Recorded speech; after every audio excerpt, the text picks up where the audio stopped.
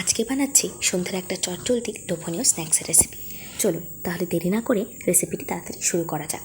এর জন্যই প্রথমে একটা কড়াইতে তেল গরম করে তাতে জিরে এবং আদা ফোড়ন দিয়ে নেব। সেটা হালকা ভাজা হয়ে গেলে তারপর কয়েকটি মিডিয়াম সাইজ আলু সিদ্ধ করে দিয়ে দেব। আলুর সাথে ফোড়নের জিরে আর আদাটাকে ভালো করে মিশিয়ে একটু নাড়িয়ে চাড়িয়ে সেটাকে ভালো করে ভেজে নেব। এরপর তাতে কয়েকটি উপকরণ দেব: কাঁচা লঙ্কা, লঙ্কা গুঁড়ো, হলুদ, নুন, পরিমাণ মতো জিরে আর একটু ধনে গুঁড়ো। এরপর সেই মশলাগুলির সাথে আলুটার ভালো করে মিশিয়ে নেব এবং নেড়ে চেড়ে হালকা ভেজে নেব যাতে আলুর পুরটা কড়াই থেকে ছেড়ে আসে। আলুটা ভালো করে মশলার সাথে মিশিয়ে নিতে হবে যাতে ভালো করে আলু আর মশলার ফ্লেভারটা একসাথে মিশে ব্লেন্ড হয়ে যায়। এরপর আলুর পুরটা যখনই নাড়তে নাড়তে হালকা ভাজা হয়ে যাবে এবং কড়াই থেকে আস্তে আস্তে ছাড়তে শুরু করবে, তখন আরেকটু ভেজে নিয়ে সেটাকে একটা প্লেটে নামিয়ে রাখবো।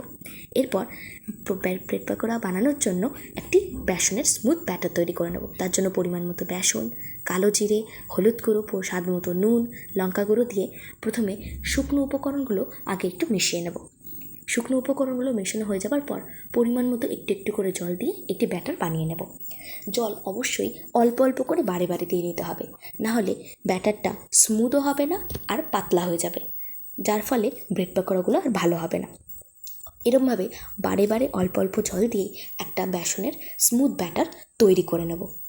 ভালো করে ফেটিয়ে নেব যাতে এর মধ্যে কোনো লাম্পস না থাকে আর ব্যাটারটাকে একদম ঠিক ঘনত্বে আনা যায়। তার জন্য বারে বারে একটু সময় ধরে তাকে ফেটিয়ে নেব। এরপর ব্রেড পকোড়া তৈরির জন্য ব্রেডটাকে সুন্দর করে স্লাইস করে কেটে নেব। একটা ব্রেডকে নিয়ে এবার কোনাকুনি ত্রিকোণ করে 2 ভাগ করে কেটে নেব। এরকমভাবে সব ব্রেডগুলোই করে নেব। এরপর ব্রেড পকোড়া তৈরির জন্য ব্রেডের ওপর ব্রেডের স্লাইসগুলো যে কেটে রেখেছিলাম তাতে আলুর পুরটা লাগিয়ে নেব। এই আলুর পুরটা একটু বেশি করে দিলে খেতে ভালো লাগবে। এই আলুর পুরটা চারিদিকে স্প্রেড করে তার উপর আরেকটা ব্রেড স্লাইস রেখে এইভাবেই আমরা ব্রেড পকোড়াগুলো তৈরি করে নেব। এরপর এই একে একে সব কটা তৈরি হয়ে গেলে একটা জায়গায় সরিয়ে রাখব।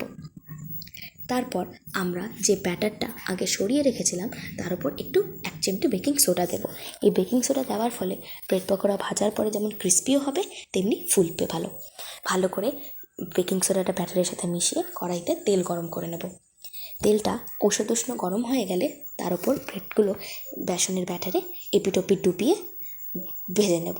এই ভেজে নেওয়ার সময় হালকা মিডিয়ামে গ্যাসের ফ্লেমটা রাখতে হবে, তাতে ব্রেড পকোড়াগুলো মুচমুচেও হবে এবং ফুলবে।